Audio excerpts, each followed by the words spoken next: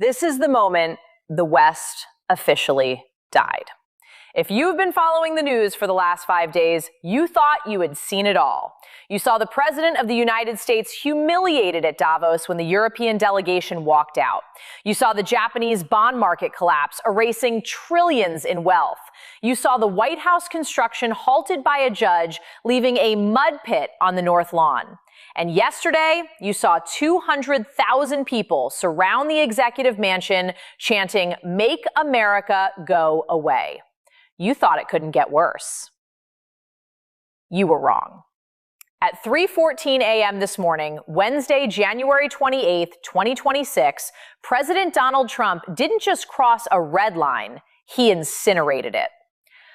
In a late-night, rage-fueled post on Truth Social, a post that historians will likely study as the suicide note of a superpower, the president lashed out at the European leaders who embarrassed him in Switzerland. He didn't just insult them. He didn't just call them names. He claimed ownership over them. In a rambling, all-caps manifesto, the President of the United States declared that the secret deal for Greenland was not only real, but that European security was a protection racket that he personally owned. He referred to the leaders of Germany, France, and Denmark as, and I quote, "vassals who begged on their knees for my protection." The reaction was instant. It was nuclear, and it was unprecedented. For the first time since 1945, the leaders of the free world have issued a joint, coordinated condemnation of the American president. It wasn't a statement of concern. It wasn't a diplomatic disagreement. The official statement signed by the Prime Minister of the UK, the Chancellor of Germany, and the President of France contained 3 words that effectively ended the Atlantic Alliance: appalling and false. But they didn't stop at words. As of 8 a.m. this morning, the ambassadors of the G7 nations have been recalled from Washington for consultations. If you know diplomatic language, you know what that means. It means the relationship is broken. It means the United States is no longer the leader of the free world. It is a pariah state.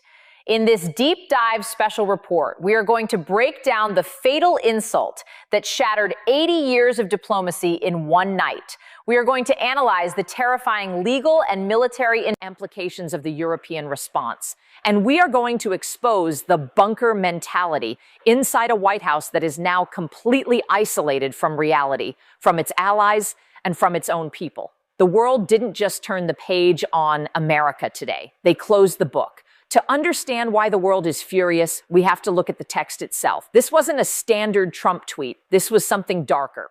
The context, as we reported yesterday, was the viral success of the Make America Go Away protests. The president was trapped in the residence, watching the crowds, watching the mockery. His ego was under siege.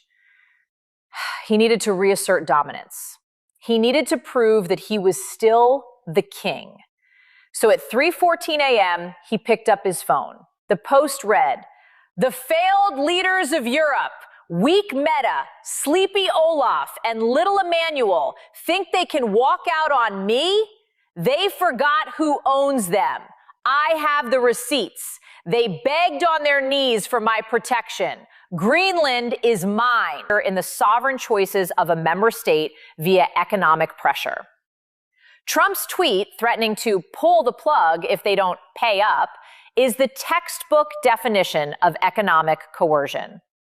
The ACI allows the EU to block U.S. investment in Europe, exclude U.S. companies from public procurement contracts, impose tariffs on U.S. exports without going through the WTO, restrictions on intellectual property rights. This is a bazooka. If the EU pulls this trigger, American companies lose access to a market of 450 million rich consumers. Tesla, Amazon, Facebook, they get locked out. The U.S. economy cannot survive a trade war with China, a blockade from Canada, and an ACI strike from Europe simultaneously. It is economic suicide. We have reached the point of no return. The fatal insult cannot be walked back. You cannot tell the King of England he is a vassal and then apologize. sarcastic. You cannot threaten to dissolve NATO and then say, just kidding. The trust is gone. The world has moved on. They are building a post-American world right in front of our eyes. Europe is talking about a European army. Asia is talking about a Pacific trade zone without the U.S. The BRICS nations are laughing all the way to the bank. America is alone. And we are alone because our leader decided that insulting his friends was more important than leading them. The city on a hill has turned off the lights and locked the door. As we sign off, the situation remains fluid. We are waiting to see if the ambassadors actually leave D.C. If they do, it is the formal end of the Western alliance. We are waiting to see if the vice president breaks his silence. But one thing, and it is terrifying.